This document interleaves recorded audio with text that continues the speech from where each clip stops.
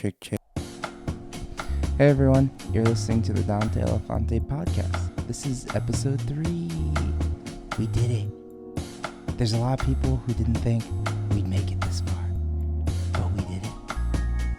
And today, it's Tuesday, September 17th, and I'm still in bed. And I'm laying next to Jenny. Hello, everyone.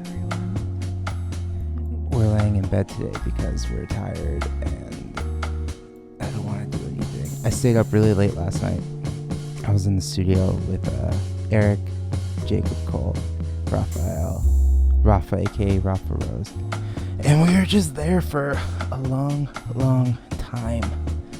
And now I'm tired, and this is what I do now. This is what I do on Tuesdays. I record this podcast. All right, let's just go over a few things. I have some shows coming up. Big shows coming up. I'm DJing at Moxie in Santa Barbara in 2 weeks on the 27th. And you can catch Raphael at Topa Topa that same night in Santa Barbara. And then on the 28th, I'll be at the Saloon in Ventura from 10 to close. And like I said, November 2nd, Dia de los Muertos, at EO's Lounge. Last Resort Forever will be DJing. And of course, we just announced a Dante Elephante show. Dante Elephante at the Moroccan Lounge, October 22nd, 16 plus. So if you're over the age of, if you can drive yourself to the show, you can come to the show. And that's the only requirement. Is drive yourself to the show.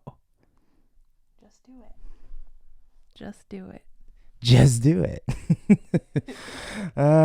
Okay. Well, that's it. That's all the shows. Come to the show at the Moroccan Lounge, and then we got some DJ gigs in Santa Barbara.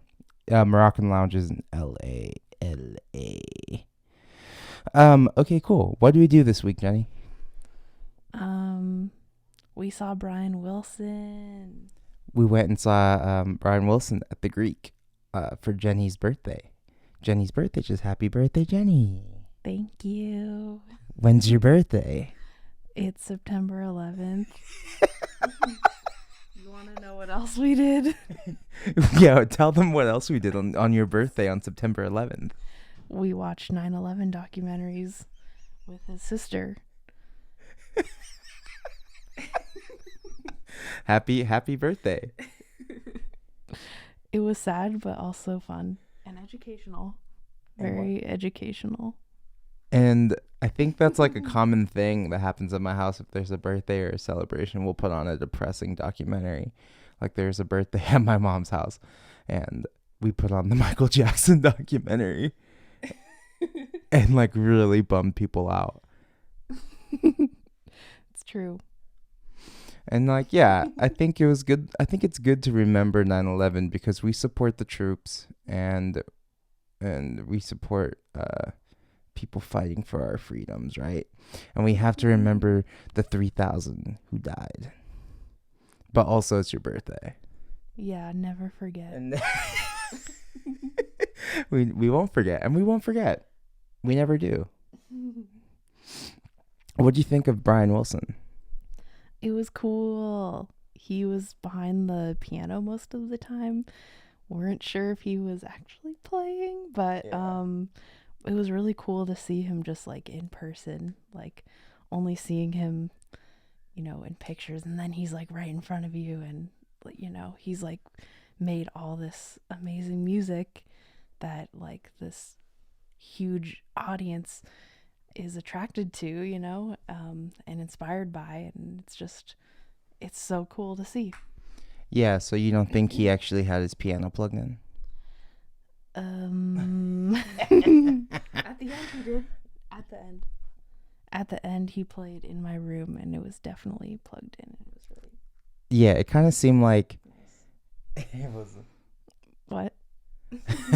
It kind of seemed like Brian, we're sharing a mic, so it's kind of hard to judge when to pull away from her and then to talk, and that's my fault and that's my problem. But yeah, it was kind of funny. Like I really liked all the old people that were at the show, you know? Yeah. They're like, yeah, like the one guy who just got up and just started dancing in the middle of the aisle. Yeah, that was so funny. I loved it. Yeah, that guy was pretty nuts. Yeah. Inspiring, honestly. He was really inspiring. How so? Because he was just carefree. He didn't care what anyone thought, and he was just feeling the grooves. He was definitely feeling something. I don't know what he felt, but he was definitely feeling something. And I don't know, like I was nervous for Brian Wilson going into this show. I mentioned it last week on the podcast, and I feel better because I think he really is enjoying himself. He gave a lot of shout outs to people, which I like to do as well. But like the shout outs are like, I like to, this song is dedicated to Tina. And it's like, who's that? And then like a song would go by, and then he'd be like, oh, and I also want to shout out. Like, yeah, it was just so funny. Yeah, it's just It was like, sweet. It was actually really sweet. yeah, I agree. Brian's very sweet. I hope he lives forever. He's so sweet. And then the zombies. This is your first time seeing the zombies, even hearing the zombies. Yes, that was really cool, actually. They were really good.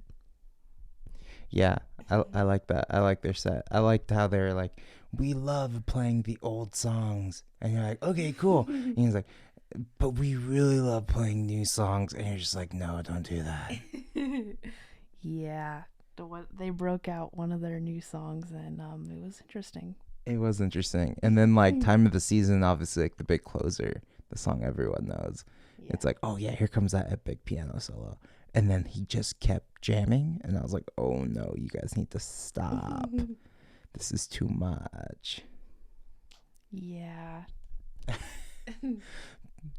When there was one guy that just kept pacing the stage with his guitar, just like trying to get as much attention as possible. Yeah, one of Brian Wilson's guests was this old rocker who played guitar, I guess, for the Rolling Stones. I forgot his name already, and it's bad because people probably are fans of him. But he like didn't really do a lot. He didn't like shred anything that was like unbelievably shreddable, and he just kind of walked around the stage like. Even after his moment was done, he just kept coming back on the stage, even though it was like everyone just, any guest that came was just like, they did one song and left. like Zoe Deschanel. Yeah, that was cool. I didn't realize it was Zoe until Ruben was like, hey, I think that's Zoe Deschanel. And I was like, oh my God, you're right.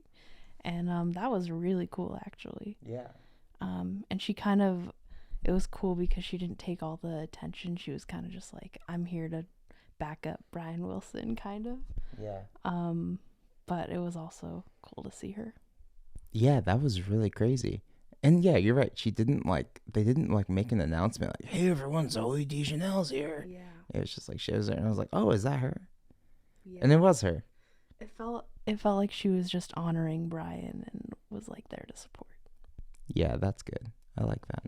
Mm-hmm.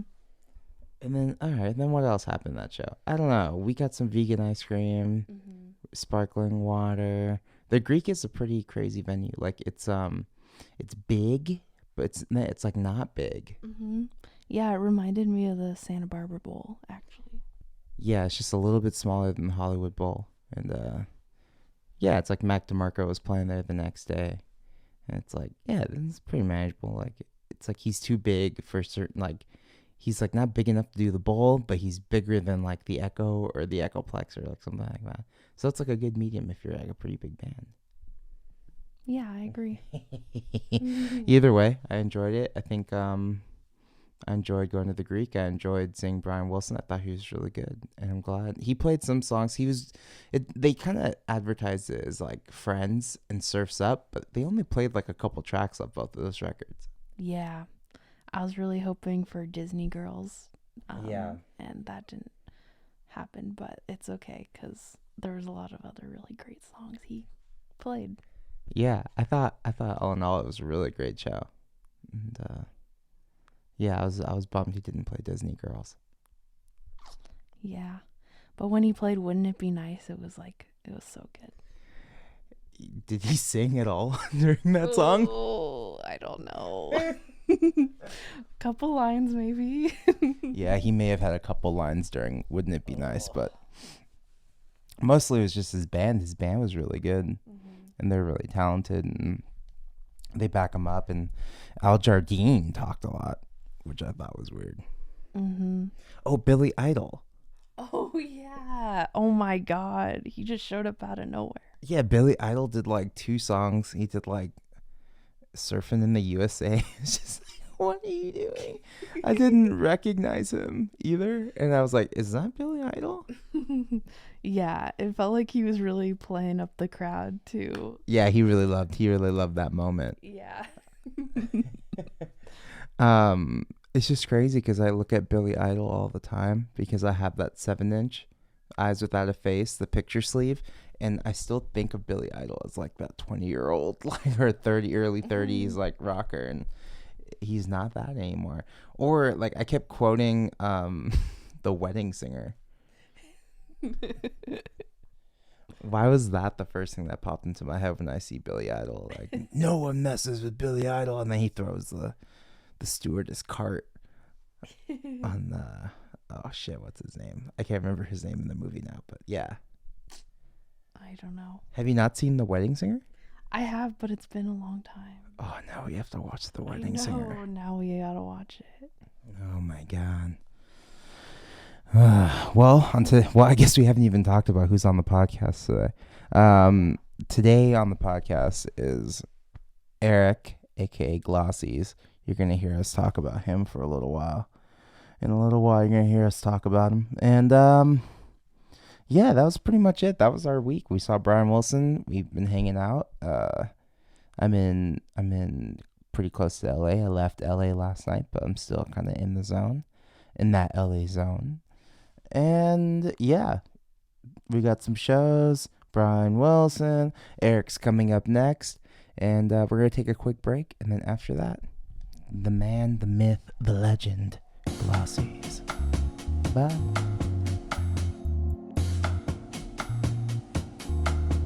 Thanks for listening to the Dante Elephante podcast.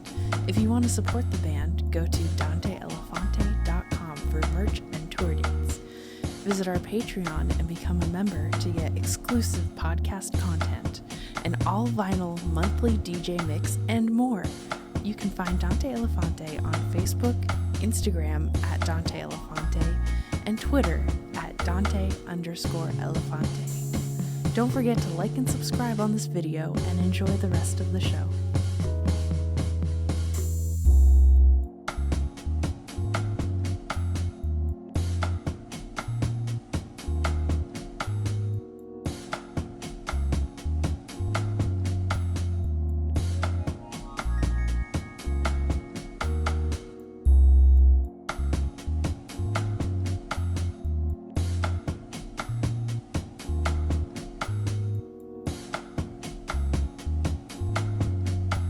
Are we good? Are we on? All right, man. If you listened to the podcast last week, you heard us say his name.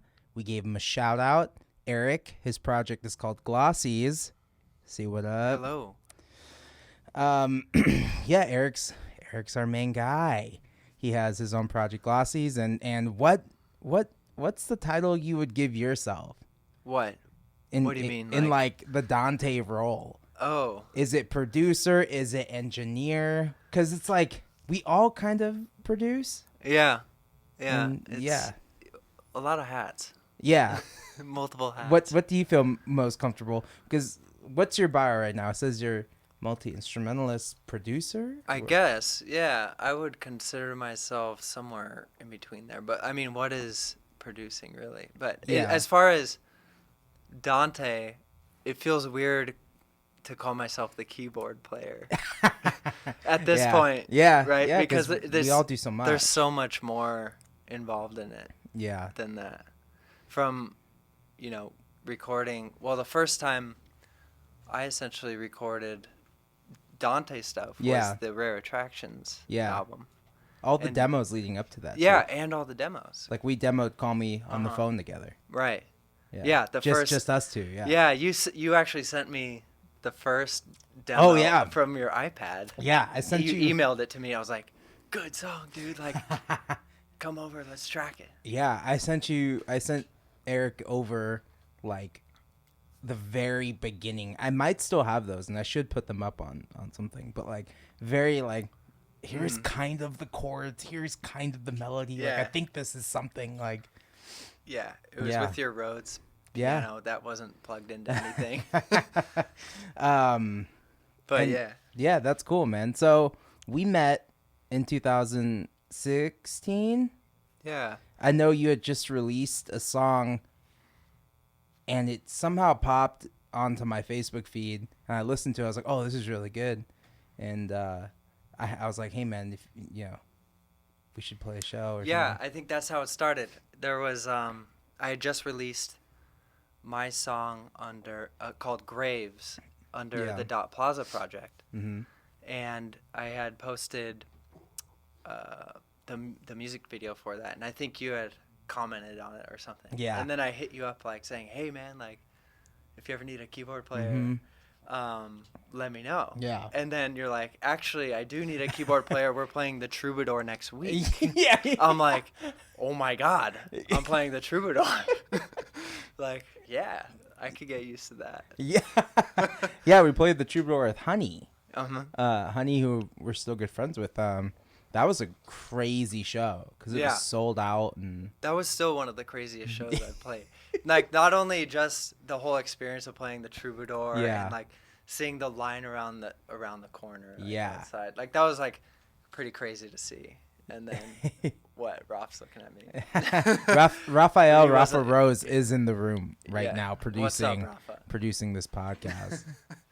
But yeah, from like that, and then like the green room and all that stuff. Like, that was a cool thing. And then not even only that, but like after the show, going to crazy. To No Vacancy. No Vacancy with like, you know, you go upstairs and there's like there's three doors and you get to choose one door. you go in and then we open the door. Yeah. And there was just this girl in lingerie laying on a bed. Yeah. And then what did she say? She was like, was it a riddle or something? She said this. I remember. She was like, "There's only one rule. You can never tell anyone about this room." Yeah. And I'm telling everyone right now about the room. And then she presses a button. Yeah. And then her bed literally slides across the room and opens up to a stairway downstairs. And then you walk downstairs, and then the whole party and bar opens up. So that was the same night. After that was crazy. That whole room was like rented out privately for us after that show. That's crazy. And Jacob played that show. Jacob Cole, if you saw us on tour, he was the lead guitarist. And Joey, who was playing drums for us, he also played drums on that show. Yeah. And then Samira Winter from Winter, she played guitar. Right. Yeah, that was a good lineup. That was a crazy lineup, man. Yeah, that was wild. That was a fun one. What does the Troubadour mean to you? That's the only time I've been there. Yeah. But, I mean, I've always heard about it. You know, like Elton John got his start there. Totally. And a bunch of other people. Yeah, and Carole King. Yeah. Yeah. Yeah. Because that room felt like a vibe. Right. And I didn't know what it was. Yeah. I was like, I got on that stage and I was like, this feels different. Right. And it still feels different, that room. There's a energy in there, for sure. And when I think of the Troubadour, I've always thought of that incident with John Lennon and Harry Nilsson, how they got getting kicked out, drinking Brandy Alexander's and heckling. So that's pretty much all I knew about the Troubadour at that point. I wanted Brandy Alexander after that. Exactly. I got like obsessed with Brandy Alexander's. We opened a show with like Converse in San Francisco, and they're just like, "Oh, guys, you guys want to order some drinks?" I was like, "Oh, it's cool. I don't have a lot of money." And they're just like, "It's cool. Converse is paying for it." And I was like, "I'll take a Brandy Alexander." And she was like, "Oh, shit." There you go. Let me see if I can find a bartender old enough who knows how to make that. I was like, okay, cool. Well, it's just brandy and milk, right? Yeah. So it's like a cream or something. Yeah. But that was my drink for a little while. Nice. Yeah. I've never had one, but I'm willing to. They're pretty good. Yeah. All right. And so then after that show, so the project you had was Dot Plaza. Right. And you released 2 records? Two under records. That name? Yeah. Yeah, one in 2015 and then another in 2016. That you all recorded everything yourself? Right. Yeah, just in my room. In Santa Barbara? Yeah, one thing at a time. And you were going to UCSB? Yeah, I think actually I had already graduated UCSB. This was while I was in law school. Actually, I did those. Yeah. Yeah. Which is crazy. In that house. Mm-hmm. In the house that unfortunately got washed away in the mudslide. Yep. It was, I guess, January 2018. Yeah. How many months like apart were you? I think I had moved out a few months prior to that. Wow. Yeah. Very Something close. Like that. Man. But it was pretty eerie to hear about that. And to see the whole house or the guest house I was living in ended up on the cover of the Independent magazine. Yeah. And I was like, oh my God, that was my house. Yeah. And to think like I was actually considering staying there another year. Yeah. It would have been crazy. Yeah, before you moved, because right now you're based in Los Angeles. Right. Yeah, before I moved to LA. So. And you're in Echo Park? Yeah, Echo Park is awesome. How you like in LA? Yeah. You've been here for? It'll be. It's been about 2 years, I think. 2 years? Yeah, from I think it was about 2 years. Wow. But yeah, it was a crazy transition from going from Santa Barbara, which is like this kind of small town, beach town vibe, right? Going to LA. Yeah. And the craziest difference is in Santa Barbara, everything's accessible. Like you can see all of your friends in one place if you want to. Everyone hangs out at the same bar. Yeah, yeah. Which is good and bad sometimes, right? But in LA, you have, your Santa Monica friends. Yeah. And then your Echo Park friends. And then your North Hollywood friends. Or, and none of them know each other because none of them no one really leaves their neighborhood. Right. You stay in your bubble. Yeah. So that part I'm still getting used to. I never left Highland Park. Yeah. If I was in Highland Park, I was like, I'm just going to stay here. Right. I'll go to the bars out here, and people can come here if they want to see me. Yeah. Which is weird. I know. That's how it is. It just takes so long to get anywhere. Yeah. It does. It's so stressful. Yeah. So. All right. And then so you moved to LA. It's a whole new beginning. Yeah. And now you go by the name Glossies.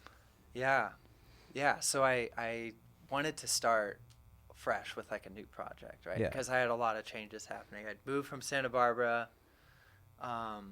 finished school, and I don't know, just started writing different style of songs, So I switched the name to Glossies, and it makes sense because it's kind of a different sound than the Dot Plaza stuff. Yeah.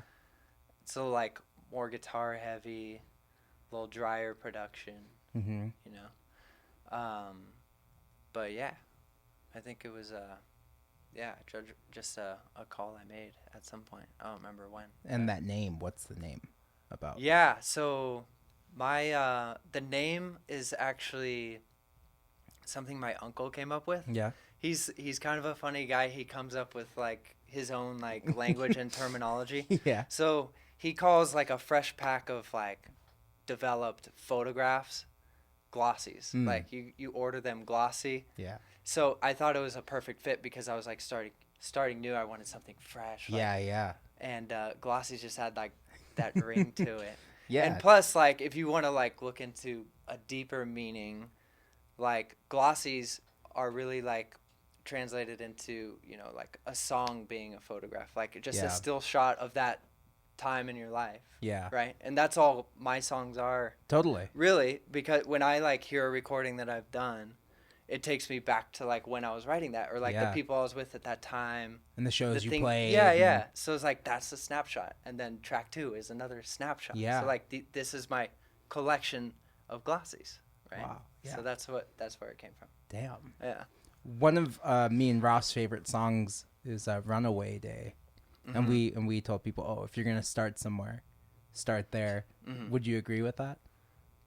Yeah, I think that is still one of my favorite ones from the record. I like how that one. And Never Die. Yeah, I like Never Die is also a really good place to start. Yeah. Runaway Day is cool. I like what's that song about? That one, let's see. What is the lyric?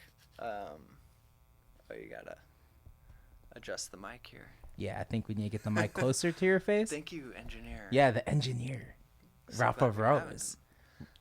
Quick, while Rafa is fixing the mic, Rafa and I just played a show as Rafa Rose in Santa Barbara, and it went really well. We talked about it on the Lost podcast, and here's the update if you're wondering how that show went. Yeah. It was good. I had a good time. How long was the set? 30 minutes? Yeah. It's like 30 minutes. Solid. Yeah, it was a solid 30 minutes. We played one new song and a couple tracks off that EP. Mm-hmm. Shout out if you've been listening to that EP. Shout out. Yeah, I love it. Yeah. Cool. So, Runaway Day. Runaway Day. Yeah. So, first lyric is like the sleeping mother. Mm-hmm. And then the second line is like the businessman gets stoned, like the lion hunts for fun. So I was thinking of it's basically a song like trying to encompass the all work no play kind of thing. Yeah. And like is that how you feel? You feel that's like probably how I felt at the time when I wrote it, because I was working 8 to 5 and then and going to law school from 6 to 9. Yeah. So, and then, trying to squeeze in music. Totally. Which I somehow was able to do. But yeah, that's what it was about. Yeah. But the first lines, like the sleeping mother, like the businessman gets that's actually a reference to my parents. Oh, really? Because they both work they always have worked full time. Yeah. And my mom loves to sleep. And sometimes my dad will get stoned. Or not, he's not really a stoner, but like that was. But he enjoys. He'll like let loose too, Yeah. So I was referencing them, like they work super hard, but they also know how to let loose. Yeah. So that was where that. Do you think that's something you're still working on, or do you feel like you can do both? Well, now you're just working and playing music. Yeah. There's no school. Right. No more school. So do you find it hard to relax when it's time to relax? Totally. Yeah. I mean, it's all like getting better at balancing everything, which is something I'm constantly working on. Yeah. I don't know if I'm any better at it than I was back then, but maybe. I don't know. Yeah.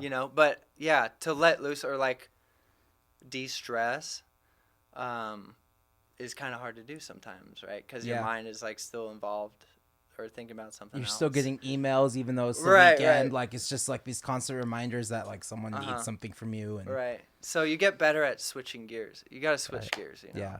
From like work to play or work to music. Yeah. So that's what that was about. And you do have a band for when you play live because you record everything yourself. Right. I do everything mostly in this studio here. Yeah, that we're in right now. We're actually in Los Angeles right now. Yeah. So I do everything, the recordings here. But for the live shows, there's 5 of us. Yeah. Me on guitar and singing, and then my good friend Cole on guitar, Brett on drums, Josh on bass, and Joe on keys. Yeah. Yeah. So, we got the songs down pretty well. I think it's a pretty good live show. Yeah. I've been to one. I've been to a few, and it's really good. Yeah. You guys have been playing a lot in Santa Barbara. Yeah. I know you guys did that show with Video Age and Tops. Right. Yeah, that was April. Yeah, how was that show for you? That was awesome because I remember hearing that show announced, like Video Age and Tops are playing. Yeah. And I was like, oh my God, I got to get on this show. Yeah. I got to open for this. What's that process of trying to get on shows? I feel like a lot of people who listen to these podcasts, or I guess are going to listen to this one, like, they want to know, how do you get on shows? Mm-hmm. How do you do it? It seems like you put yourself out there a lot. Like, I just had that conversation with someone the other day. They wanted, like, tips. Yeah. On, like, how to do it. I was like, I don't know. Yeah, there's really no straight answer. A lot of it is luck. The networking thing. Yeah. A friend of a friend knows you or hits you up or like gets your email from so and so. Like I know we got the Tups and Video Age show from through a friend. Joe Ferre. Yeah. Who's a friend of the promoter. So exactly. So you got like things like that. But I think if you reach out to enough people and just ask enough people for the right contacts, you will get shows. Yeah. You know? As long as you have, you know, a product online or songs online, which is a whole nother conversation. But yeah. I think that's a lot of it is like connections, and I think a lot of it also is just like bugging people, not like to a lot, like not like extreme, but like, yeah, hitting up, like, this is how I've always done it, is like hit up the booking agent, hit up the promoter, hit up the venue. The venue's probably the last people who control it because they just offer the space, right? But their booking agent's booking everything, so they know who's first, second, and like if there's room for another band, right? And then the promoter will have some influence because they're kind of fronting the bill for the band, so they have some influence. So it goes, I think, for me, booking, promoter, and then venue. The venue is very last. Do not bug the venue. I worked for a few venues, and you'd always get emails like, hey, can I open this show? Can I open that show? It's like the venue does not control. Like if you see a big band that you like coming into town. Yeah. Like, it doesn't really work like that. Yeah. So you gotta go to the... And don't hit up the band, because if they're a touring band with a full team, like, they do not control. I had people hit me up for that last Somersault tour we just did, like, hey, can I open this show in whatever city? I was like, I'm opening. Yeah. I'm the opening band. Do you want my slot? Yeah, so you got to go to the booker a lot of times. A lot of times it's just the booking agent, and then the promoter is the next. Yeah. Yeah, that's interesting. Yeah. Well, cool. We're trying to educate the masses here, man. Trying to teach them how to get shows and how to not email me for shows. That's what that message is about. Like, don't email me for shows. Yeah, just don't do it. They should email me beats, because I didn't get a beat this week, and now I need to make one tomorrow. I got you. You got a beat? For the podcast? Oh, Rafa Rose has a beat. The intro beat? Just something, just anything. Yeah. Some crazy beat. Some crazy beat. Nah, I'm going to give you a chill one. A chill lo-fi beat to chill and study to? I'll give you my chill. Okay, sounds good. Well, Rafa Rose is giving us the beat for this podcast. You'll hear it in the beginning, and then you'll probably hear it at the end. Nice. All right, then. With the new release, Runaway Day is one of my favorites, and then Come Alive is another one of my favorite songs. Yeah, Coming Alive. That one is like the most like McCartney acoustic sounding tone. I was like, oh shit, he really got that McCartney acoustic guitar. Nice, yeah. I was listening to a lot of Ram. Yeah, that's the record. McCartney's Ram at the time, and McCartney too. Oh. And Harry Nilsson. Yeah. So like those three albums. Those are the ones that Nilsson, Schmilsson, yeah. Yeah.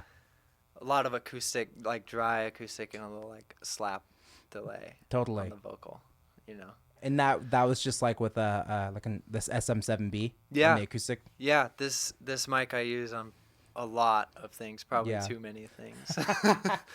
But I just love the sound. It's Yeah. Why the SM7B? Yeah, I like because it's a little darker. Yeah. I usually stray away from condensers because everything's so bright sounding, and I just hate that sound. Is that just like the modern day sound? Condensers? Is that like why music sounds that fucking way now? Because it's so much condensers? Extremely crisp sounding. Yeah. And that's not always what I'm going for. It's great sometimes for some things. Yeah. But yeah, the SM7 is a good blend. You get the brights and the darks. A little more on the darks. What do you think about that label, Revivalist? Revivalist? Do you think, would you consider yourself a revivalist? Or do you think that's wrong? How do you feel about that word? I haven't even heard this record label. No.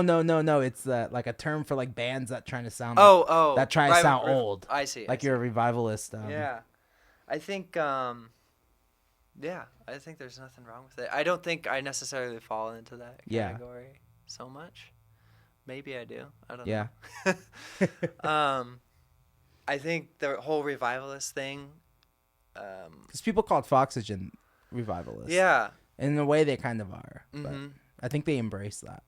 Yeah. I mean, like, before Foxygen, like, Dr. Dog. 10 years ago. Yeah. Like, It was- Dr. Dog. yeah. Definitely revivalist. And that when Dr. Dog was They got first. ripped for that, though. Yeah. When they were first coming out with those songs. Yeah. I was amazed that they were actually a new band when I first heard, and Yeah. a lot of people reacted like, "Oh my God, this sounds like the Is this harmonies like sound a- like Beach Boys." Yeah, or is like, this like I've a never Beatles heard deep this. cut? Yeah. Yeah. So it was like, "Whoa, this is new," you know. But now, 10 years after all these revivalist, Totally. 60s revivalist Mhm. bands is kind of becoming like out of style again. Yeah. Don't you agree? I don't Well, know. you're being in LA is like we're in the middle of we're at the end of that 60s garage sound. Mm-hmm. Where do you see your place in that scene? At the end of the 60s garage. Yeah, like the whole Lollipop Burger scene. Oh, Like that whatever they built in the middle of this last decade. I don't want to say it's gone. I love them. Like I'm going to talk to Wyatt soon from Lollipop on this podcast or their podcast, one of them. Mm-hmm. I think it can come back. I think Burger can come back. They haven't gone anywhere, but you know, it's just not the same. Yeah. Something's gone. It's not the same energy as it once was. right. And where do you find your place in the LA scene? Yeah, I guess that's a good question. I don't know if I found my place Yeah, necessarily. you're still searching. You know. Yeah. But yeah, I don't necessarily see myself as a part of that whole catalog of Lollipop Burger because they tend to have more like thrashy style bands. Yeah. Yeah, it's interesting. I don't know where I fall. But Well, it's cool. It's cool not knowing, you know. Yeah, I think it's good not to know. I Yeah. think it's good just to do your own thing. Right. Yeah, and not necessarily care. I don't really think about. I haven't really thought about that. Like, Your place in the scene. Yeah, I haven't Yeah. really. Maybe I should. You But don't have no, to, I man. just think I'm you could just yeah. coming up with songs, and if I like them, you know, great. That's if good, other just put people 'em like out, them yeah. too, then that's great too. You know. Wow. What's something what are you trying to do with this last record? You like what? Mm-hmm. How am I trying to phrase this? What did you want from like before you started recording? What were your hopes and dreams for this last record? Cactus, What You Peach. Yeah. Probably to make it so that the songs were a little easier to play live too. Really. But also the goal. I'll stop right here. I Yeah. think that's a little crazy because I see these songs being more complex than the last songs you just did. Yeah. Like Never Die has like a lot of jumps and it's like here and now you're over there. Yeah. And now it's like now we're over here. The changes are technical. Yeah. The Industrial album on Dot Plaza that I did was very like synth and keyboard heavy, Yeah. which I couldn't necessarily Do live. recreate live. Yeah. And after listening to the Industria record and having completed it, I realized there was barely any guitars on it. Yeah, totally. And there's all these, you know, all the promo pics of me with all these keyboards in my room and all this stuff. And then people would see me playing guitar and they'd be like, "Oh, I didn't know you play guitar."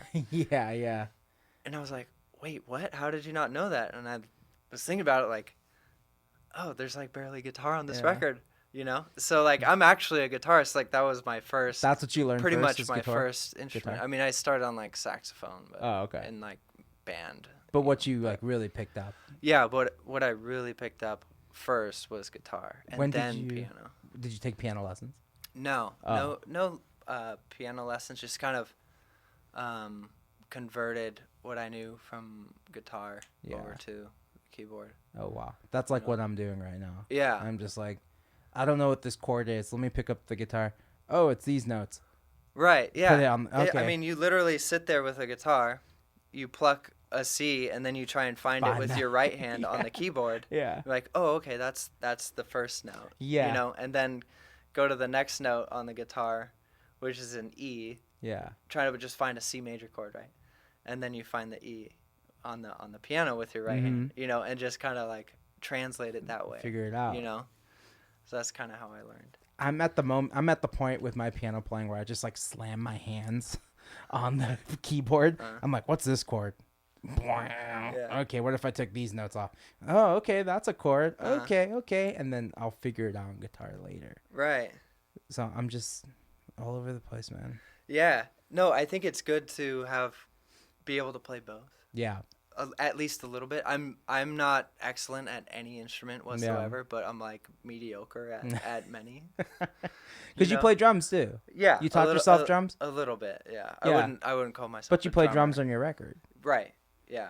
But I mean, it's nothing too crazy. It's just pretty basic, I think. Yeah. But yeah, knowing how to move or navigate between instruments is helpful for the songwriting process. Yeah. Because you'll have say you have a song that you're working on guitar, and then you kind of get stuck. When this happens to me, I would be like, you know, oh, I haven't played this song yet on piano. Yeah. Like, let's see what comes of it if I play it on piano. Yeah. And then always, you know, something new will come out of trying it on piano. And then I'll switch back to guitar and play that piano part on the guitar. And then they kind of like feed off each other when I bounce back and forth and finish writing the song that way, you know. How long does it usually take you to write a song? Depends. Yeah. Sometimes. Does it feel like the best ones are always the one that took no time? No time? Yeah, that's like, oh, this took me like an hour. Those feel the best. They feel the best inside. Yeah. Are they the best objectively? They feel good. Are they the best in everyone else's ears? Totally. Like, who knows? Who knows? You know? Yeah. But when you write a song in an hour, that feels It's really like, fucking fuck good. Yeah, like this is good. And then naturally, you gravitate toward that song like, oh, I wrote that in an hour. You know? Yeah, totally. Like that's badass. The thing with like writing songs that quick though, I get like nervous. I'm like, oh, I wrote this too quick. It's too easy. It must have been done already. And I'm rewriting a song. Right. And I don't know who it's by because I didn't write this. It's not mine. Yeah. I felt that way a little bit about Call Me on the Phone. I was like, this isn't my song. I don't know who this is. Like I called like several people. And one of them being my ex. And that was like where the hook came. I was like, what is this? Right. The ones that come like super easily. Yeah. You think it must be a song that I've heard This is somebody before. else's song. That's why it's so easy. That's why it's so easy. And then I hung up the phone with her and I was like, call me on the phone. And I was like, oh shit. Well, there it is. Yeah. Sometimes they just come like that. Yeah. I think it's good to accept those gifts. Right. You can call them gifts. Yeah, they are gifts. And Yeah. just accept them and be done with them. I feel like a lot of people try and rewrite things over and over. Like, well, what if I change keys? Or, you know, what if I, you know, did this? Or... Ralph and I talked about that last week about like two of his songs on his last record were demos. It's because that moment was so sincere and so authentic that like, that's it. Yeah. Why re-record it? That's it. Like when we showed you Let's. Yeah. And you're just like, it's done. Yeah. Don't need We're to like record anymore. sitting in the studio listening to the demo. I'm like, no. It's done. It's done. It's done. And not you're touching right, this. man. That shit was done. It was perfect. It's perfect. Yeah, I think we just threw like a drum machine on it or something. Something. We did a little bit. I'm not 100% sure. But I know all the vocals we did on that or that Rolf did originally on that demo. Sounds so good. So good. I couldn't even recreate them here. No, Yeah. because it's just that magic of like we were talking about earlier. Was that like garage band compression? And it's really nice. And it works. really it's works. So what are you doing now? I'm probably, I would say, in halfway through finishing writing Okay. the next record. How do you know when you're done writing a song? When I say it's done. Yeah. No, but the real answer to that is you never really know. Yeah. But you just tell yourself to stop. Yeah. You know, a song is never actually done. Yeah. I think, you know, Yeah. it's constantly, there's so many different ways or avenues you could take it. You Totally. know? But I think as an artist, you have to just learn how to say stop Yeah, you know? this is it. And even listening back to the recordings, sometimes I'm like, oh, I could have done that, or I could have done that. Mm-hmm. But every time I think that, I'm like, I'm glad I said stop. And it is what it is, and you have Yeah. to accept that it's done, Mm-hmm. you know? With a track like Never Die, Mm-hmm. how did you know when to say when? Because that song goes all over the place, and then it's back, and then now it's on a different place. Like, how did you arrange that to make it like it's 3.5 minutes or something? Yeah. Like a 3.5 minute pop song. Right. Yeah, there is a key change in that, which Yeah. came later, which I'm really glad I put in. Yeah. After I figured out how to modulate the chords and do that whole transition, Mm-hmm. and then decided to do the solo on the outro, I think that's when I was like, okay, this is complete. And were you writing and recording? Do you write and record at the same time? That one, I had written it beforehand, Mm. all on acoustic guitar. Yeah. The lyrics sometimes come after it's recorded. Totally. Like, the lyrics come last for me Yeah. most of the time. Like, to the point where everything is recorded on the song, and the last thing I need to do is record vocals. And I still don't have the words done. Yeah. And I'm like, on a Saturday afternoon, I'm like, okay, I'm going to the studio, and I'm not touching a thing but my pen and piece of paper, and I'm finishing the lyrics to this song. Yeah. And I will sit there for 4 hours until they're done. You know? Yeah. With lyrics, is that like something that comes natural to you, or like 4 hours, that's just like a lot of like rewriting or scratching things out, or is it just flowing like? It's a lot of work. Yeah. It's a lot of work for me. But Yeah. sometimes I'm gifted a line. I'm gifted a line. And you we know, have to accept these gifts. Yeah, and you have to accept that. You have to But accept them. sometimes they come, or you have a vocal melody that you're singing over some chords you're playing on guitar. Yeah. And sometimes that melody that you're humming has vowels to it. Yeah. And then you kind of insert words that fit the frame of those vowels. Totally. You know? Yeah. And then that way it comes up with your lyric, you know? I have a song that I'm working on now. It goes like, I don't wait on the city. Yeah. And those words just kind of fit in. Yeah. Because I knew I wanted it. I just heard the word city there. So like the Totally. first lyric, I don't wait for the city anymore. Yeah. So I'm framing the rest of the lyrics around that one that line. phrase. Yeah. And it just spawns the rest of the song. Have you worked on a lot of songs that are telling a story, or do you do just like, this is my life, I'm going to say words that fit the rhyme, and it's going to be kind of, it's going to only make sense to me, basically. Yeah. It's more cryptic. Some of them can be cryptic for Yeah. me, but there's a couple. Yeah, I have some story songs. Yeah. Because in but I would say- Popular, yeah. in the track Popular, you tell a story about going to Mexico. Right. What's that story about? Yeah, so that song was actually really easy to write lyrically cool. because I had the concept down. Yeah. And the concept was me trying to impress someone else. Mm-hmm. And how do you impress someone else? Well, you tell them about all the cool things that you've done. Yeah. Okay? And the verses were just different things that I've done. That were Totally. impressive to me, maybe Yeah, not yeah. someone else.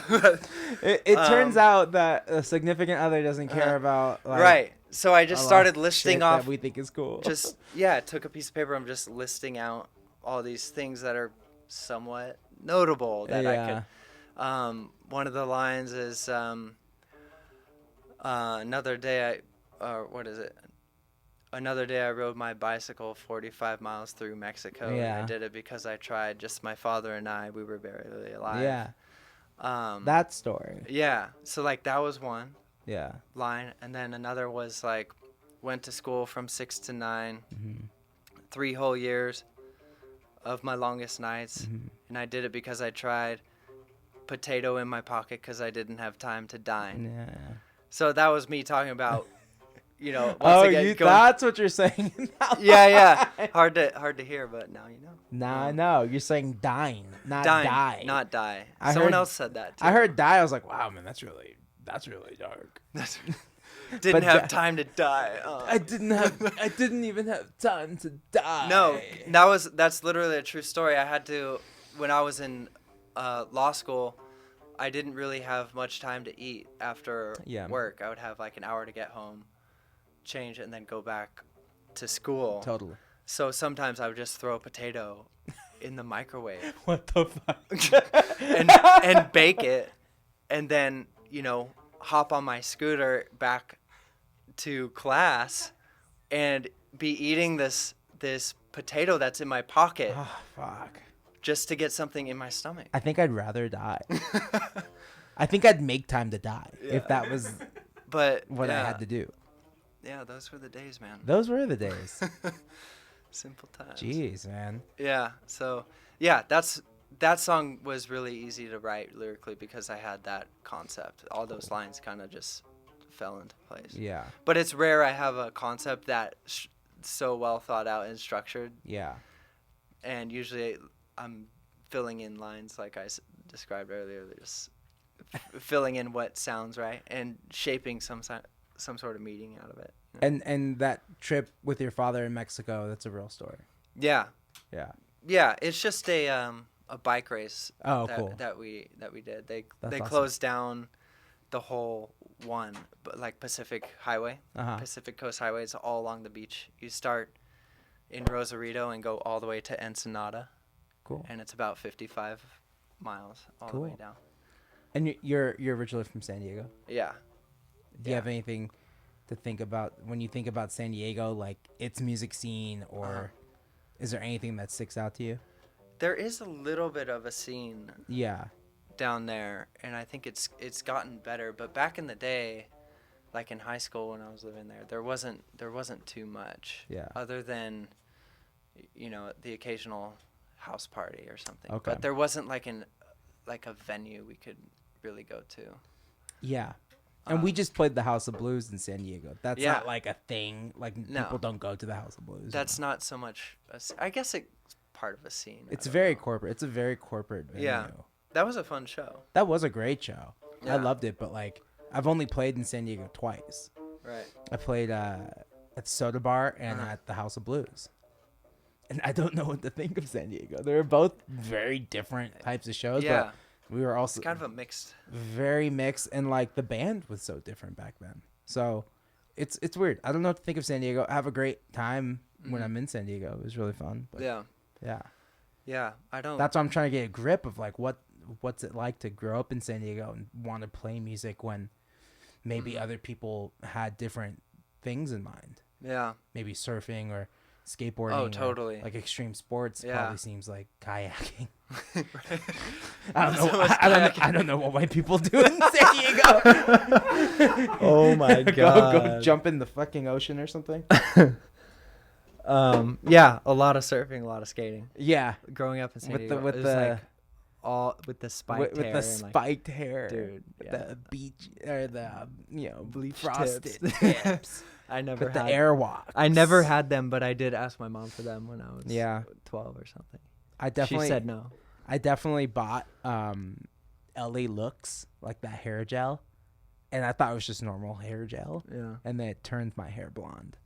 Or like an orange, like an ugly orange that we got from like CVS. Oh my god. That fucking sucked. That was really bad. That was not a good look. How long did it stay? Like maybe like a couple months. I just stopped using it Whoa. though. But I didn't know that was changing my hair. Oh man. I was like, what the hell is changing my hair? My hair is changing color. Damn. And it was the hair gel. Wow. So I think I know the struggle.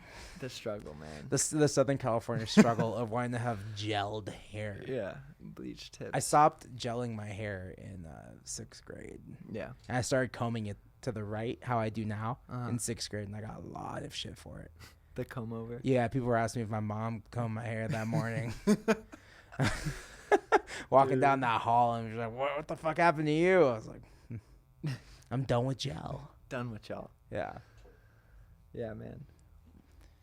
Okay. Yeah, Rafa's telling me we have 40 minutes. We're 40 minutes into the podcast. Not bad. Not bad. This is not It's flying bad. by for me. It is flying by, man. I'm telling you. Yeah. Man, okay. So you're writing right now. Yes. You're halfway through. How many songs do you want? Do you want a surplus and then trim? Yeah. Or are you just going to be like, these are the 10. Mm-hmm. I feel good about these 10. Yeah, I think the former. I have about, 13 different, like, half-written ideas. Yeah. And probably 9 of them will make it on the record. Totally. But I will attempt to record all 13.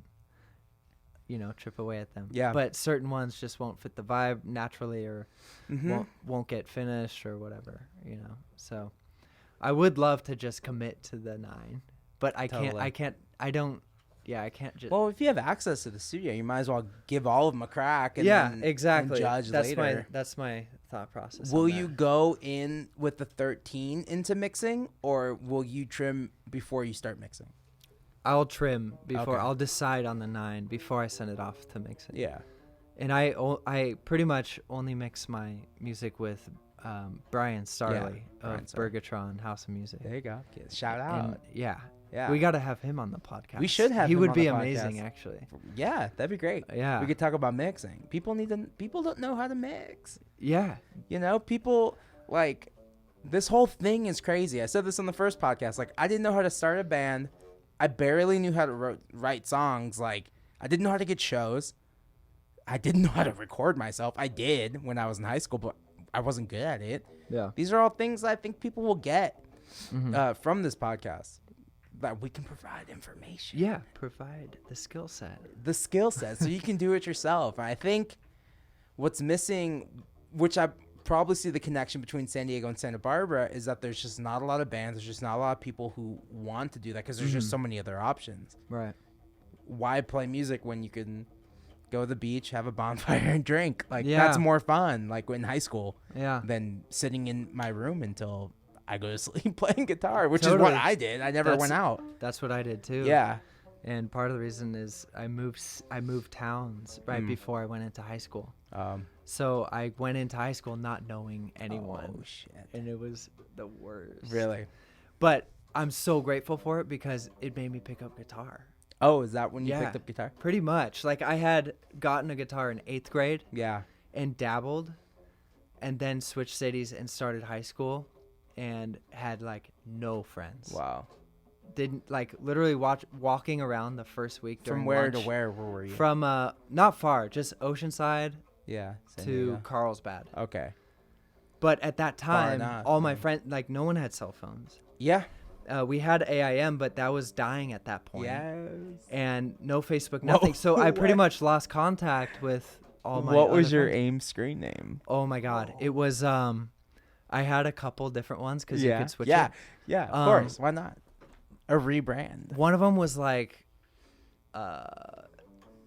Nirvana, like 1994 Yeah. or something. Yes. With like the capitalized N, lowercase I, capital it. R, Oh. lowercase V. You know how you like can Yes. get all stylistic with your AIM. Yeah. You know. Oh, mine? I was White Mocha 1709 at Yahoo. Well, that's still my Yahoo.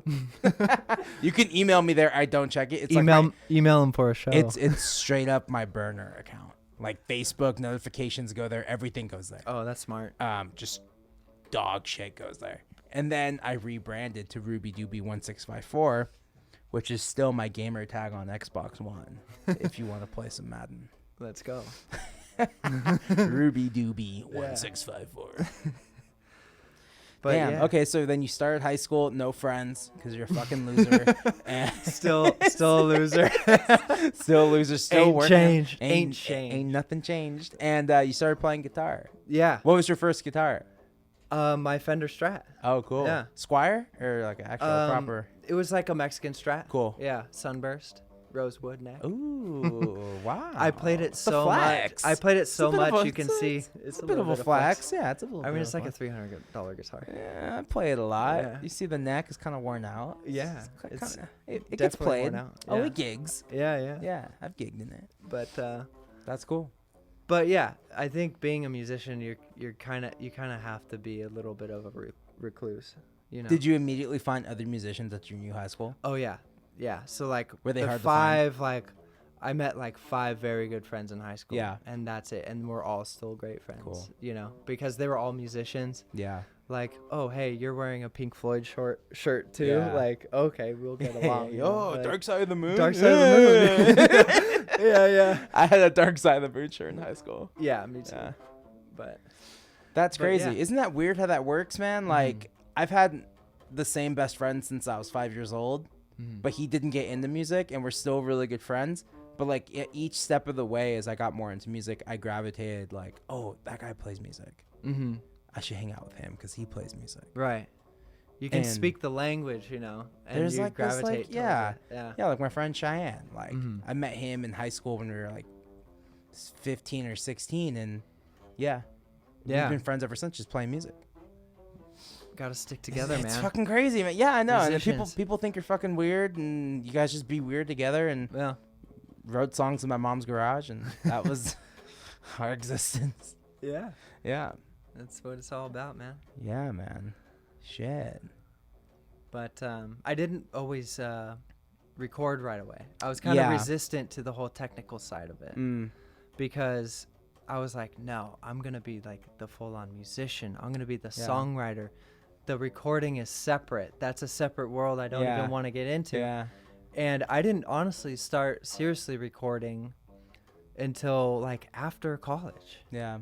And the point when it hit me was when I realized you don't have to have a professional setup, or you don't have to have a $1,000 mic. I just, you just realize that it doesn't really matter. Just finish the song, record the song, finish the song is what matters. That's true. And if it's a good song, the production won't matter as much. It won't true. matter if you used a 57 on the whole drum kit. Just ask Hall & Oates. Yeah, Yeah, exactly. they used a 57 on the whole kit. So yeah, once I realized that, then it was kind of just everything on the recording side just started happening so fast. And you taught yourself Pro Tools? Yeah, I mean, I got some help from a couple friends who knew it, and I would kind of shadow them and watch. Like my friend Elliot Lanham in Shout out. in Santa Barbara, he runs Hidden City Studios. He's had that studio for like 5 years now. Probably the best studio in Santa Barbara right now. And I basically learned Pro Tools from him.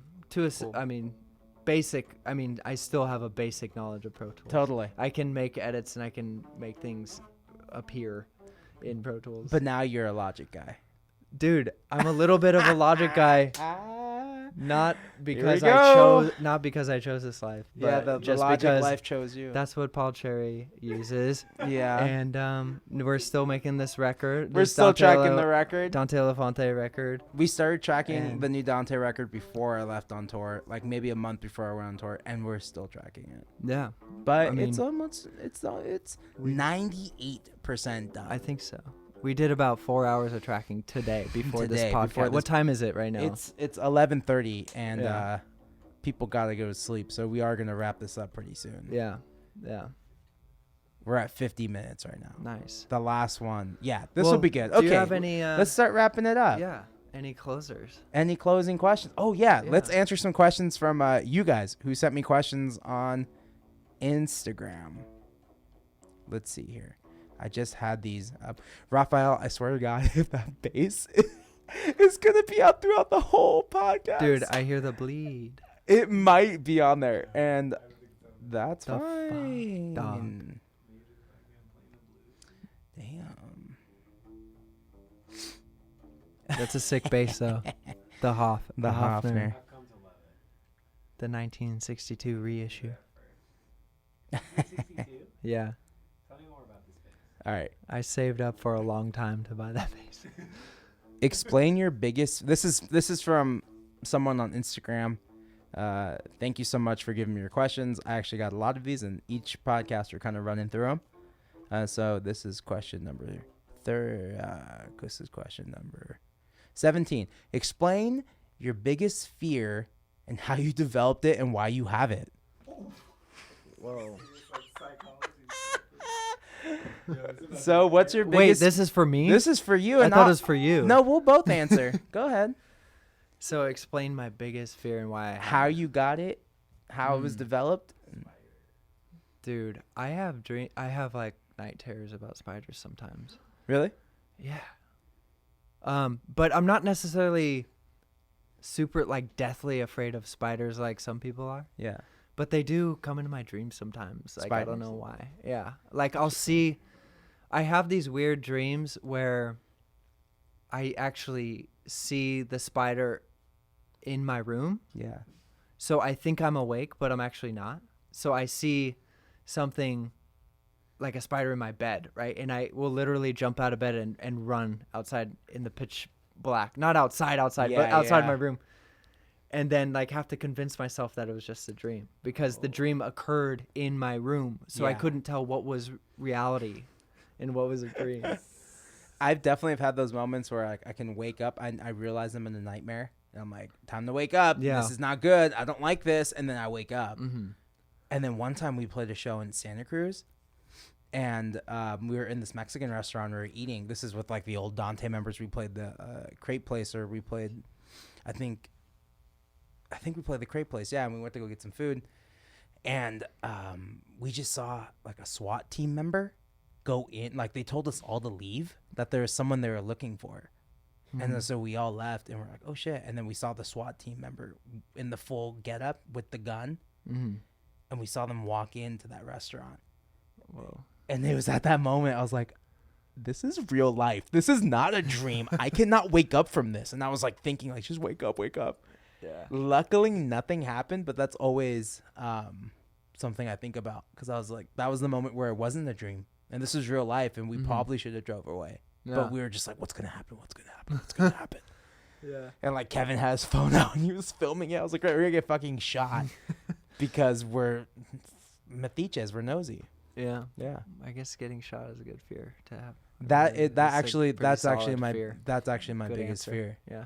Yeah, that's how I would answer that. That's my biggest fear. I mean, it's pretty valid right now. Especially right now. It's like it can happen. Yeah. I think it's ridiculous. Getting shot on stage like Dimebag Darrell of Pantera, that's like something I think because I saw that footage when I was so young.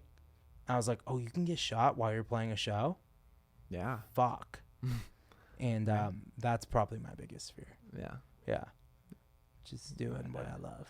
And I'm obsessed with John Lennon, and he was shot. So if you could shoot John Lennon, why wouldn't you shoot me? Right. Don't shoot me, please.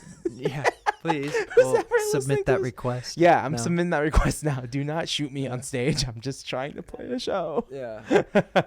Damn, why would people ask me this shit on Instagram? This is like depressing. What else? No, that's it.